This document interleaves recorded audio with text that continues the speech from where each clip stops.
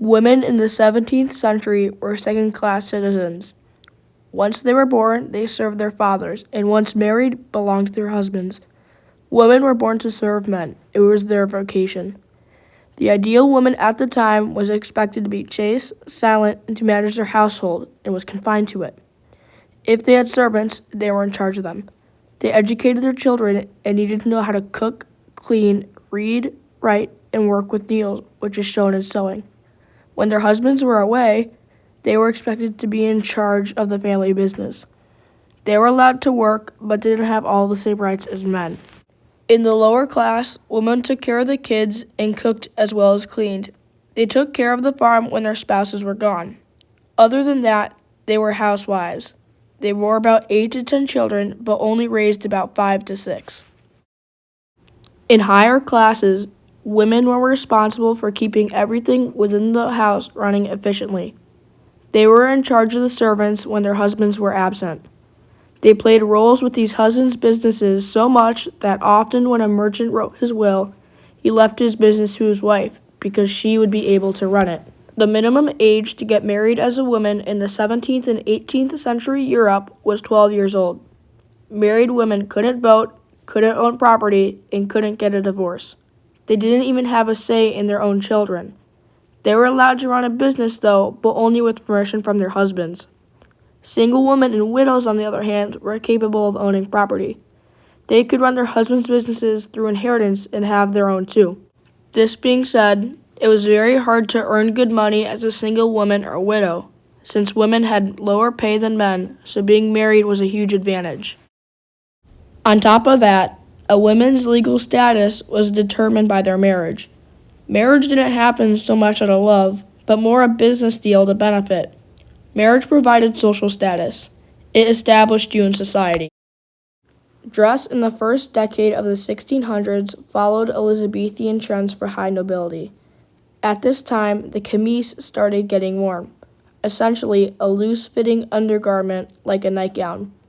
It helped get the desired silhouette of the time of a larger chest and narrower waist. Waistcoats were also being worn, being heavily decorated and embroidered and having lots of detail. A farthingale, or an article of clothing that shaped skirts by either using hoops or pads on the hips, was also worn. Skirts at the time no longer had a hard, stiff edge, but instead a ruffled one.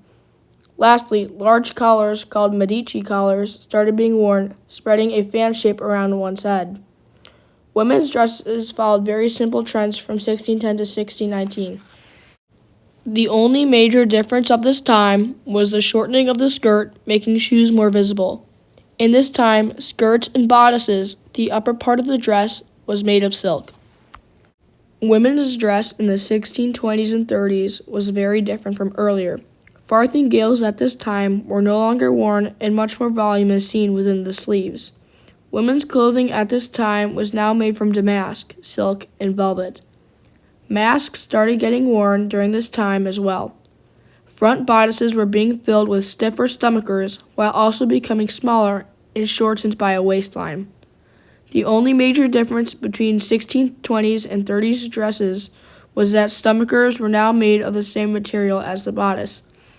Lace collars and cuffs were also worn. In the 40s, lace collar and cuffs were still being worn. The neckline was now much lower than before, exposing more of the breasts. During this time, sleeves got a bit shorter.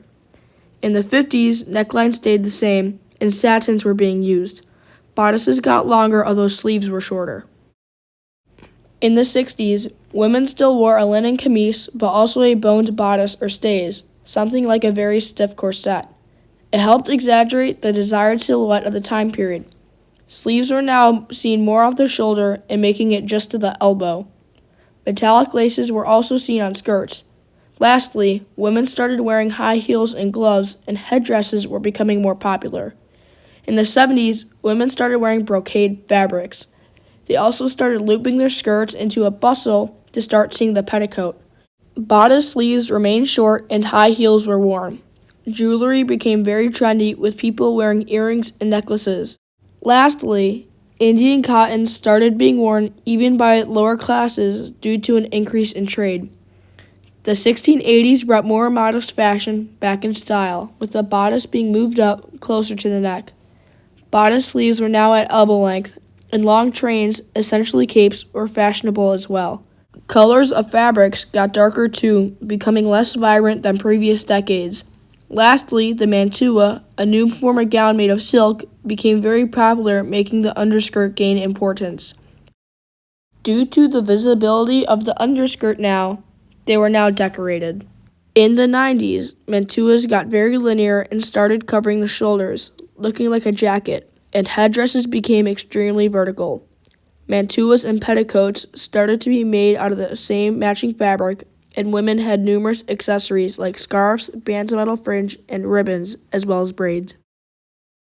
Lastly, skirts also got longer and stockings were worn, making underwear not as common. At the turn of the century, no key aspects of women's dress changed. It was essentially identical to earlier.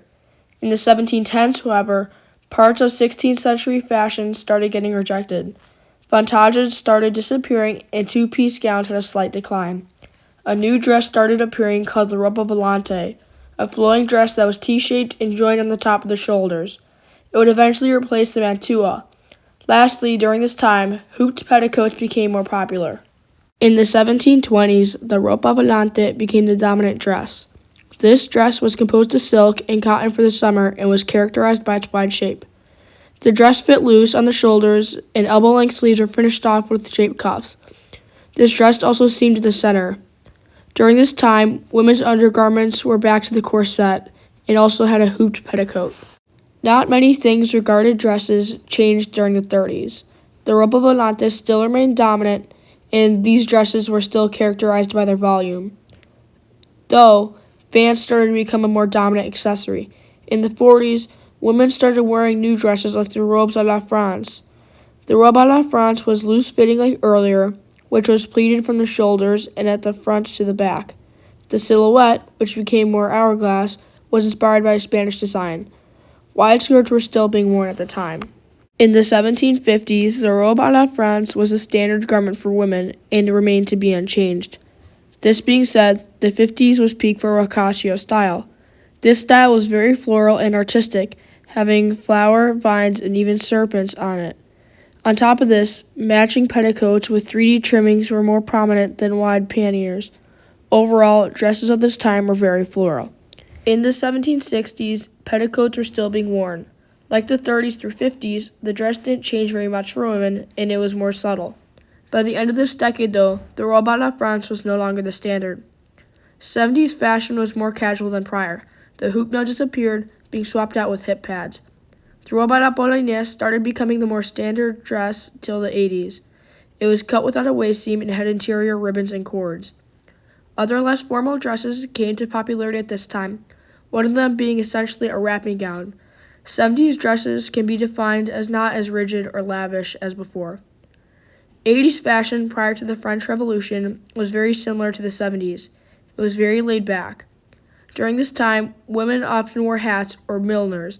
Like earlier years, cuffs were very large. The dress that dominated these years was a chemise à la reine. It had a large double ruffed collar, shallow cuffs, a sheer, and a golden-colored sash. All in all, women in the 17th and 18th centuries were leaders of the home and took care of children. Some were very responsible and even able to run their husbands' businesses. This being said, they still didn't have the same rights as men. Dress during this time period changed a lot, but still the same fundamentals of a petticoat and gown, even if made of one or more pieces.